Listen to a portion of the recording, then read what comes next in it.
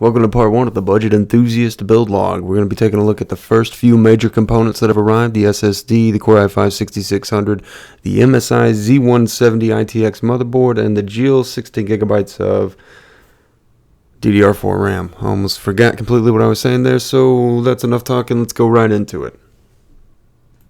I know what you came here to do.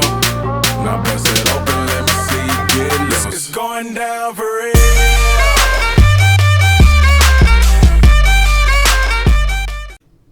It's time to get excited. It's part 1 of the build log. We've got a couple parts in here. It looks like, processor, motherboard, RAM, and SSD. Well, that's not what it looks like. That's what it is. It's the OCZ Tryon 246GB SSD. It's a nice budget, wallet-friendly SSD, and you can't go wrong with it. I think it competes on par with the Samsung Evo. So that's something to consider if you're looking for something inexpensive. You're not going to notice the difference between that and the Evo anyways. These I wanted to get in white, but they didn't make the 2x8 in white. So this is going to be 16GB of DDR4 by GEAL. GEAL's super loose. I had to take their sticker off. It was absolutely ugly. And it'll pulse and glow white, but as you can see, I just kind of tried to show you there, the shroud's a pain in the butt, and I couldn't get it off, and I didn't want to damage it trying to. It's not simplistic enough for me.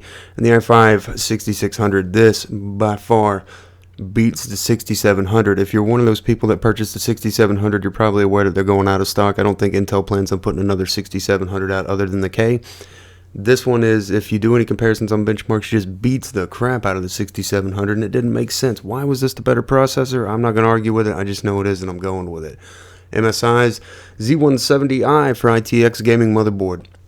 This has got built-in wireless LAN. It's got 7 USBs at 3.1, and I'm pretty excited about this. I think that it's going to be a very nice addition to my actual workstation itself. I do plan on taking off the heat sinks and painting it with engine block paint, and that's important because that's heat dispersion paint. You don't want to put anything on there that's going to retain heat.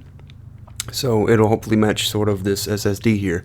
And it should go good with the white Manta case that I've ordered with the white cables cable mod. Anyways, that's the NZXT's expansion right there, because there's only one USB plug-in that's not 3.0 on this. And that's going to be so I can have expansion USBs on the inside for the water coolers like the Kraken.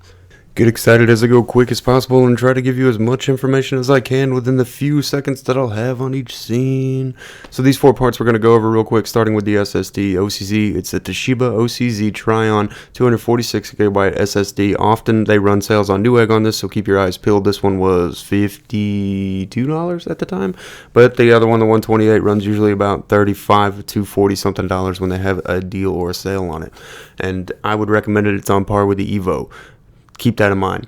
GEAL ID RAM, I've actually never had any experience with this, so I'm hoping this is really good. I watched a lot of videos. The light is similar to a Vexor, but not like a Vexor or Crucial Ballistics. This light will not flash. This light's going to kind of glow, stay on, dim out, and it gets either faster or slower based on the heat, but never even really hot is it going to be that fast. It should just pretty much be a constant light. MSI Z170 ITX motherboard, it's packed full of features. That's why I picked it at $164. It was worth it. I could see the bang for the buck price value in it, and when you get your 7 USBs and 3.1 USBs, you get your onboard LAN connectivity ability, and that's just something that I'm really excited about, and being able to paint that and kind of make it look white as well.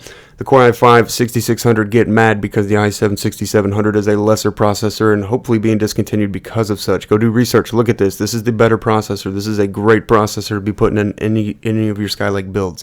Alright, stay tuned. So anyways, thanks for watching part 1. Get subscribed if you want to see me continue to do this. Leave me a comment if you have any questions about anything I'm using or what this opinion is about this i7 blasphemy that I spoke here in this video real quickly, because I'd love to elaborate on that for you if you're curious. Anyways, get subscribed, like it if you like it, dislike it if you didn't like it, and stay tuned for the continuation of this build.